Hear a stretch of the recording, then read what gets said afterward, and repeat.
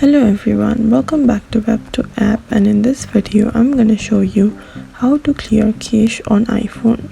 So over time, apps on websites store temporary files called cache. These files help apps load faster but can also take up storage space. To clear Safari cache, first of all open your settings and scroll down till you see Safari. Click on it. Now scroll down and click on clear history and website data. Now tap on clear history and data, and if you want you can close the tabs too.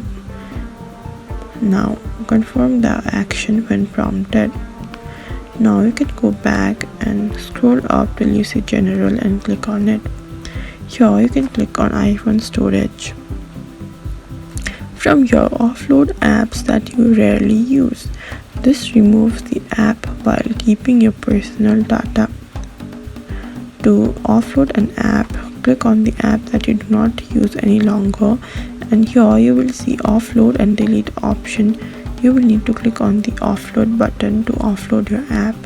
So clearing cache regularly can improve storage space and fix certain app issues.